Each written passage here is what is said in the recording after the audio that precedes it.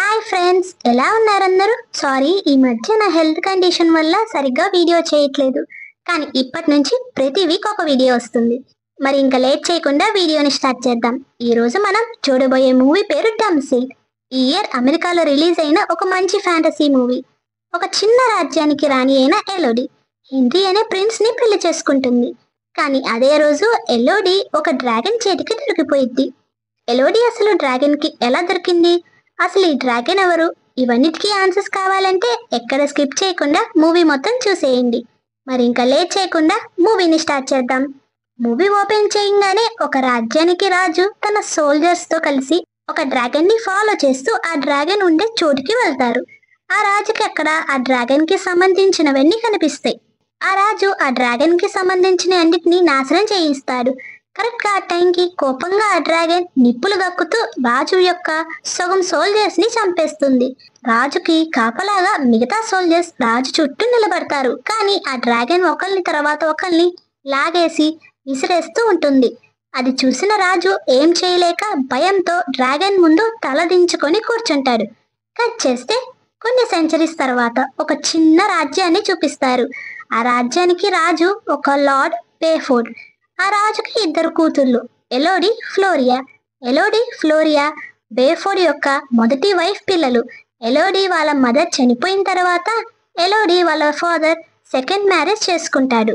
కానీ ఎలోడీ second mother ఎలోడీ ఫ్లోరియాని తన కన్న కూతురులాగే ఎంతో ప్రేమగా చూసుకుంటూ ఉంటుంది. ఆ రాజ్యానికి వింటర్ సీజన్ రావటం వల్ల రాజ్యంలో ఉన్న ప్రజలకి ఆకలి కొరత ఏర్పడుతుంది. వాటిని ఎలా అయినా పోగొట్టాలని ఎలోడీ తన చెల్లెలైన ఫ్లోరియాతో మాట్లాడి రాజ్యానికి కావాల్సిన చెక్కల్ని తీసుకొని రాజ్యానికి వస్తుంది.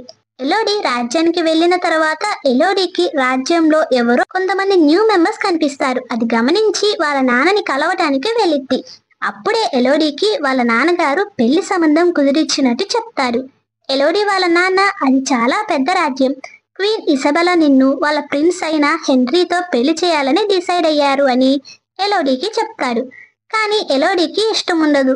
ఎలోడీ వాళ్ళ నాన్న, మన రాజ్యంలో ఉన్న ప్రజలకి ఇప్పటికే ఆహారం దొరకట్లేదు, నువ్వు ఈ పెళ్లి చేసుకుంటే మన రాజ్యానికి కావాల్సినంత మనీని ఇస్తారు అని ఎలోడీతో చెప్తాడు. ఎలోడీ కూడా ఏం చేయలేక తన రాజ్యం కోసం పెళ్లి చేసుకోవటానికి ఒప్పుకుంటుంది. తర్వాత రోజు ఎలోడీ వాళ్ళు షిప్ లో ఆ క్వీన్ ఇసబెల్లా రాజ్యానికి స్టార్ట్ అవుతారు. చాలా దూరం ట్రావెల్ చేశాక ఎలోడీ వాళ్ళకి ఆ రాజ్యం కనిపిస్తుంది. ఎలోడీ, ఫ్లోరియాకి కొంచెం భయంగా ఉన్నా అది ఫేస్ మీద చూపించకుండా రాజ్యం లోపలికి వెళ్తారు. ఆ రాజ్యం అందాన్ని చూసిన ఎలోడీ, ఫ్లోరియా షాక్ లో చూస్తూ ఉంటారు. ఎలోడీ ప్రిన్స్ హెన్రీని కలవటానికి ఒక రూమ్ లో వెయిట్ చేస్తూ ఉంటుంది. అలా బయటికి చూస్తే ఎలోడీకి ఎవరో ఒక రాకుమారి కనిపిస్తుంది.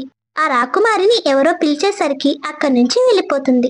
ఆ రోజు ఎలోడీ రూమ్ లో ఒంటరిగా ఆలోచిస్తూ ఉంటుంది. అప్పుడే తనకి దూరంగా ఒక కొండ దగ్గర ఎవరో కొంతమంది వెళ్తున్నట్టు గమనిస్తుంది. అప్పుడే ఫ్లోరియా నిద్ర పట్టట్లేదు అని వాళ్ళ అక్క ఎలోడీ దగ్గరికి వస్తుంది. ఎలోడీ, ఫ్లోరియా ఇద్దరు మాట్లాడుకుంటూ ఆ నైట్ మొత్తం గడిపేస్తూ ఉంటారు. కట్ చేస్తే నెక్స్ట్ మార్నింగ్ ఎలోడీ ఫ్యామిలీ హెన్రీ ఫ్యామిలీని కలుస్తారు. క్వీన్ ఇసబెల్లా ఎలోడీతో మాట్లాడుతూ ఉంటుంది. అలా వాళ్ళు మాటలు ముగిశాక ఇసబెల్లా, ఇప్పుడు మనం ప్రైవేట్ గా మాట్లాడాలని ఎలోడీ వాళ్ళ ఫాదర్ తో అంటుంది. ఎలోడీని ప్రిన్స్ హెన్రీ తీసుకొని బయటికి వెళ్తాడు. ఎలోడీ, ప్రిన్స్ హెన్రీ ఇద్దరు నడుస్తూ మాట్లాడుకుంటూ ఉంటారు. ఎలోడీకి ప్రిన్స్ హెన్రీతో మాట్లాడిన తర్వాత ఎలోడీకి ఈ పెళ్లి మీద ఇష్టం స్టార్ట్ అయ్యిద్ది. ఇద్దరు హ్యాపీగా హార్స్ ని రైడ్ చేస్తూ రాజ్యాన్ని చూస్తూ ఉంటారు. ఇటుపక్క ఇసబెల్లాకి ఎలోడీ ఫాదర్ కి మధ్య జరిగిన సీక్రెట్ ప్రైవేట్ మీటింగ్ అయిపోయి క్వీన్ ఇసబెల్లా బయటికి వచ్చిద్ది. అది చూసిన ఎలోడీ మదర్ తన హస్బెండ్ కోసం చూస్తూ ఉంటుంది. ఎలోడీ ఫాదర్ డల్ గా ఏదో ఆలోచిస్తూ బయటికి వస్తూ ఉంటాడు. అది చూసిన ఎలోడీ మదర్, ఏ తప్పు చేయలేదు కదా మనం, ఇంకా ఈ పెళ్లి ఉంది కదా అని టెన్షన్ గా అడుగుతుంది. ఎలోడీ ఫాదర్, అవును అంతా బానే ఉంది అని చెప్తాడు. కానీ ఎలోడీ మదర్ తన హస్బెండ్ ఫేస్ లో ఉండే టెన్షన్ ని, బాధని గమనించి ఇంకోసారి అడుగుతుంది. తన హస్బెండ్ గట్టిగా అరిచేసరికి తన హస్బెండ్ తన దగ్గర ఏదో విషయాన్ని దాచుతున్నాడు అనుకుంటుంది. ఇటు ప్రిన్స్ హెన్రీ, ఎలోడీ రైడ్ చేస్తూ ఒక చోట ఆగి నడుస్తూ మాట్లాడుకుంటూ ఉంటారు.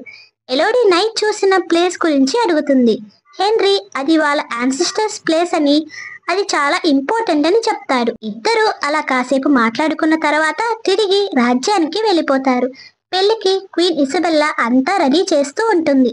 ఎలోడీ మదర్ ఇసబెల్లాతో మాట్లాడడానికి వస్తుంది. ఎలోడీ మదర్, మనం అందరం ఒక ఫ్యామిలీ కదా, అందుకే మాట్లాడడానికి వచ్చాను అని చెప్తుంది. అది విన్న ఇసబెల్లా, మీ ఫాదర్ రాక్స్ తో ఏదో వర్క్ చేస్తూ ఉంటాడు కదా అని, ఇక్కడి నుంచి ఇంత దూరం రావడం కష్టమే. ముందుగా మనది ఫ్యామిలీ రిలేషన్ కాదు, మీకు మనీ కావాలి, మాకు పెళ్లి కూతురు కావాలి అంతే అని రెస్పెక్ట్ లేకుండా మాట్లాడి క్వీన్ ఇసబెల్లా అక్కడి నుంచి వెళ్ళిపోయింది. అది విని ఎలోడీ మదర్ కి తన కూతురు ఎలోడీకి ఏమైనా అయ్యిద్దో అని భయంతో ఎలోడీ దగ్గరికి వస్తుంది. ఎలోడీకి ఈ మనుషులంతగా మంచివాళ్ళు కాదు, మంచివాళ్ళుగా లేరు, జాగ్రత్తగా ఆలోచించి ఈ పెళ్లి గురించి అని టెన్షన్ గా ఈ పెళ్లి వద్దని చెప్తుంది. కానీ ఎలోడీ అవేవి పట్టించుకోదు. ఫ్లోరియా కూడా వాళ్ళ స్టెప్ మదర్ ని పట్టించుకోదు. కరెక్ట్ టైంకి ఎలోడీ ఫాదర్ అక్కడికి వస్తాడు. ముగ్గురు సైలెంట్ అవుతారు. కానీ ఎలోడీ వాళ్ళ సెకండ్ మదర్ తన హస్బెండ్ మీద కోపంతో అక్కడి నుంచి వెళ్ళిపోతుంది. అందరూ తర్వాత రోజు కోసం వెయిట్ చేస్తూ ఉంటారు. ఆ రోజు నైట్ ఎలోడీ వాళ్ళ మదర్ చెప్పిన దాని గురించి ఆలోచిస్తూ ఉంటుంది. నెక్స్ట్ డే కొంతమంది ఎలోడీని పెళ్లి కూతుర్లా రెడీ చేసి అక్కడి నుంచి వెళ్ళిపోతారు. అందరూ పెళ్లి కోసం రెడీ అవుతారు. అందరి ముందు ఎలోడీకి హెన్రీకి పెళ్ళయిద్ది. అందరూ హ్యాపీగా నవ్వుతూ ఉంటారు. ఎలోడీ తన ఫ్యామిలీకి బాయ్ చెప్పి తన హస్బెండ్ హెన్రీతో కలిసి అక్కడి నుంచి వెళ్ళిపోతుంది. హెన్రీ, ఎలోడీ ఇద్దరు కలిసి వాళ్ళ ఏషియంట్ యాన్సిస్టర్స్ ప్లేస్ అయిన మౌంటైన్ దగ్గరికి వెళ్తారు. అక్కడ ఎలోడీకి కొంచెం డిఫరెంట్ గా విచిత్రంగా ఉంటుంది. ఎందుకంటే అక్కడ ఉన్న ప్రతి ఒక్కళ్ళు ఏవేవో విచిత్రమైన మాస్కుల్ని పెట్టుకొని ఉంటారు. అప్పుడే క్వీన్ ఇసబెల్లా వాళ్ళ రాజ్యం గురించి చెప్పడం స్టార్ట్ చేస్తుంది. మా పూర్వీకులు ఈ ప్రదేశానికి వచ్చిన తర్వాత ఇక్కడ జీవనం మొదలు పెట్టారు. కానీ వాళ్ళకి అప్పుడే తెలిసింది ఇక్కడ వాళ్ళతో పాటు ఈ ప్లేస్ లో ఒక డ్రాగన్ కూడా ఉంది అని. ఆ డ్రాగన్ కి రక్తదాహం ఎక్కువ. తన చోటుని వదిలేసి గ్రామాల మీద ప్రజల ప్రాణాలు తీస్తూ ఉంది. దాన్ని ఆపడానికి రాజు ఎన్నో చేశాడు. కానీ ఆ రాజ్యం నిలబడాలంటే తన ముగ్గురు కూతుల్ని బలి ఇవ్వాలని తెలిసి బలి ఇచ్చాడు. ఇప్పుడు ఆ ముగ్గురు అమ్మాయిల త్యాగాలను గుర్తు చేసుకుని ఈ రిచువల్ ని చేస్తాము అని ఇసబెల్లా ఎలోడీతో చెప్తుంది. మా రాజ్యం ఒక రిచువల్ అని ఒక రిచువల్ ని స్టార్ట్ చేస్తుంది. హెన్రీ, ఎలోడీ ఇద్దరి చేతుల్ని కట్ చేసి ఇద్దరి చేతులు పట్టుకోమని చెప్తుంది. ఇంకా అక్కడితో రిచువల్ అయిపోయిందని హెన్రీ ఎలోడీని ఎత్తుకొని తీసుకొని వెళ్తూ ఉంటాడు. కానీ హెన్రీ సడన్ గా ఆగి ఎలోడీకి సారీ చెప్తాడు. సడన్ గా ఎలోడీ మేల్కొనేసరికి హెన్రీ ఎలోడీని పక్కన ఉన్న కొండలోకి పడేస్తాడు. ఎలోడీ ఆ కొండలోకి పడిపోయింది. ఎలోడీ పైనుంచి కింద పడిపోవటం వల్ల ఒంటి నిండా గాయాలతో కాపాడండి అని అరుస్తూ పైకి ఎక్కడానికి చూస్తుంది. అప్పుడే సడన్ గా ఒక డ్రాగన్ లేచినట్టు చూపిస్తారు. ఇటు ఎలోడీ కోపంగా ఏడుస్తూ పైకి ఎక్కడానికి చూస్తుంది. కానీ ప్రతిసారి కింద పడిపోతుంది. అప్పుడే ఎలోడీకి అక్కడ పడి ఉన్న కిరీటం, గొలుసులు చూసి తనవి కాదు అని డిసైడ్ అయ్యిద్ది. అంటే నన్ను వీళ్ళు బలి ఇచ్చారని తెలుసుకుంటుంది. అది తెలిసిన ఎలోడీ ఏడుస్తూ ఉంటుంది. అప్పుడే దూరం నుంచి శబ్దాలు రావటం స్టార్ట్ అవుతాయి. అది చూసి దాన్ని ఫాలో చేస్తూ వెళ్తుంది. అప్పుడు తనకి మంటలో కాలిపోయిన పక్షిని చూసి ఆ మంటలు ఆర్పేసి బాధపడుతూ ఉంటుంది. కానీ సడన్ గా పక్షులన్నీ కాలిపోయి కింద పడిపోయి చనిపోవటం చూసి ఏడుస్తూ ఉంటుంది. సడన్ గా తన వెనకాల నుంచి సౌండ్ వస్తూ ఉంటాయి. ఏదో ఒక ఆకారం తన ముందే ఉండటం చూసి భయపడి అక్కడి నుంచి పారిపోయి ఒక చోట భయంతో దాక్కుంటుంది. సడన్ గా ఆ క్రియేచర్ మాట్లాడటం స్టార్ట్ చేస్తుంది. ఆ క్రియేచర్ ఎలోడీని నీ పేరు ఏంటి అని అడుగుతుంది. ఎలోడీ భయంతో నా పేరు ఎలోడీ అని చెప్తుంది. ఎలోడీ భయంతో నీకు ఏం కావాలని అడుగుతుంది. ఆ క్రియేచర్ నాకు మీ యాన్సిస్టర్స్ ప్రామిస్ చేసినట్టు నాకు ఏమి ఇస్తానన్నారో అది కావాలి, అంటే అది నీ బ్లడ్ లోనే ఉంది అని చెప్తుంది. ఇప్పుడు ఎలోడీకి తన చేతి మీద ఉన్న గాయాన్ని చూస్తుంది. ఆ గాయం క్వీన్ ఇసబెల్లా రిచువల్ అని చేతిని కోసిన గాయం. ఆ క్రియేచర్ ఎలోడీని చంపాలని నిప్పుల్ని కక్కుతుంది. అది చూసిన ఎలోడీ భయంతో ఆ మంటని తప్పించుకోవడానికి భయంతో అరుస్తూ అక్కడి నుంచి పారిపోతూ ఉంటుంది. అప్పుడే ఎలోడీకి ఇసబెల్లా రాజ్యంలో తనకి కనిపించిన రాకుమారి బాడీ ఇక్కడ చూసి భయంతో పరిగెడుతూ ఉంటుంది. తప్పించుకోవడానికి ట్రై చేస్తూ ఉంటుంది. ఇటు ఆ డ్రాగన్ మంటల్ని గక్కుతూ ఉంటుంది. ఆ మంటల వల్ల ఎలోడీకి ఒక కాలు మొత్తం కాలిపోతుంది. ఆ డ్రాగన్ నువ్వు చాలా తెలివైన దానివి అంటూ అక్కడి నుంచి వెళ్ళిపోతుంది. ఎలోడీ తన కాలికి క్లాత్ ని కట్టుకొని ఏడుస్తూ ఉంటుంది. ఎలా అయినా తప్పించుకోవాలని తన దగ్గర ఉన్న పర్ఫ్యూమ్ రాకుకి మంట వెలిగించుకొని తప్పించుకోవడానికి మార్గాన్ని వెతుకుతూ ఉంటుంది. కష్టమైన ప్లేసెస్ ని దాటుతూ ముందుకు వెళ్తూ ఉంటుంది. కానీ సడన్ గా జారి ఎక్కడ స్టార్ట్ చేసిందో అక్కడే పడిపోతుంది. మళ్ళీ బలాన్ని పోగు చేసుకొని ముందుకు వెళ్తూ ఉంటుంది. అప్పుడే తన జర్నీని ఇంకా ముందుకు వెళ్ళాలంటే ఒక లోయ దాటి వెళ్ళాలని చూసి అక్కడే కూర్చొని ఏడుస్తూ ఉంటుంది. కానీ ధైర్యంగా ఎలోడి ఈ చోటు నుంచి ఎలా అయినా తప్పించుకోవాలని ఆ లోయని దాటి అటువైపుకి వెళ్ళిపోతుంది. ధైర్యంగా తన బలాన్ని ఉపయోగించుకొని ఎలాగోలా రెండో వైపుకి వస్తుంది. అక్కడ ఎటు చూసినా వెలుగుతూ కనిపిస్తున్నాయి. చూస్తే ఒక రకమైన పురుగులు వెలుగుతూ కనిపిస్తాయి. వాటిని యూజ్ చేసుకొని ముందుకు వెళ్తూ ఉంటుంది. ఒక చోట వాటర్ కనిపించడం వల్ల వాటర్ తాగుతూ ఉంటుంది. కానీ సడన్ గా ఆ డ్రాగన్ మంటలు గక్కుతూ కిందకి వచ్చేసిద్ది. ఎలోడి భయంతో అక్కడ ఉన్న ఒక గుహ లోపలికి వెళ్ళిపోయిద్ది. ఆ గుహలో ఎవరో ఒకరు రాసి ఉంటారు, ఆ డ్రాగన్ ఇక్కడికి రాలేదు, ఇక్కడ సేఫ్ అని. అది చూసి ఎలోడి ఊపిరి పీల్చుకొని ఉంటుంది. ఎలోడీకి ఆ గుహలో ఎక్కడ చూసినా ఒక క్వీన్స్ యొక్క బట్టలు కనిపిస్తూ ఉంటాయి. ఒక గోడ మీద అక్కడికి వచ్చిన ప్రతి అమ్మాయి పేర్లు చూసి అసలు ఎవరైనా బయటికి వెళ్ళారా అని బాధతో ఏడుస్తూ ఉంటుంది. ఇంకా అలసిపోయి ఎలోడి అంతే నిద్రపోతూ ఉంటుంది. అప్పుడు తను తెచ్చిన పురుగులు తన గాయాల మీద పాకటం చూస్తుంది. భయపడి సడన్ గా లేచి తీసి చూస్తే తన కాలిన గాయం మాయమయ్యి మానిపోతుంది. అది చూసి షాక్ లో ఉంటుంది. ఎలోడి ఇంకా లేచి ఎలా అయినా తప్పించుకోవాలని అక్కడ ఉన్న మ్యాప్ లాంటిది చూసి దాన్ని ఫాలో అవుతూ ముందుకు వెళ్తుంది. ఆ మ్యాప్ లో ఉన్నట్టునే క్రిస్టల్స్ ఉన్న ప్లేస్ కి వెళ్తే ఆ ప్లేస్ నుంచి డైరెక్ట్ గా పైకి వెళ్ళొచ్చు అని మ్యాప్ లో ఉన్నట్టు చూస్తుంది. ఆ క్రిస్టల్స్ ఉన్న ప్లేస్ కి వెళ్తుంది. క్రిస్టల్స్ ని ఎక్కుతూ పైకి వెళ్ళటానికి ట్రై చేస్తూ ఉంటుంది. అప్పుడు తనకి ఆ డ్రాగన్ వచ్చినట్టు అర్థమయ్యి ఫాస్ట్ గా ఆ క్రిస్టల్స్ ని ఎక్కడం స్టార్ట్ చేస్తుంది. ఎలోడి ఎలాగోలా ఆ క్రిస్టల్స్ ని ఎక్కి పైకి చేరుకుంటుంది. కానీ అంత దూరం వచ్చినా ఎలోడీకి బయటికి వెళ్లే మార్గం కనిపించలేదు. బాధతో సాయం కోసం హెల్ప్ అని అరుస్తూ ఏడుస్తూ ఉంటుంది. సడన్ గా ఆ డ్రాగన్ వస్తుంది.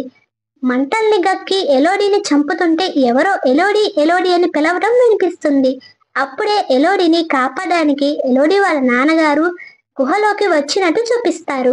ఎలోడి తన కోసం వచ్చింది ఎవరో అని పైనుంచి కిందకి దిగి ఆ వాయిస్ ఎటు వస్తుందో అటు వెళ్ళటం స్టార్ట్ చేస్తుంది. ఎలోడి ఫాదర్ ఎలోడి కోసం వెతుకుతూ ఉంటాడు. అప్పుడే ఎలోడీకి ఒక చోట ఆ క్రియేచర్ పిల్లలు చనిపోవటం చూస్తుంది.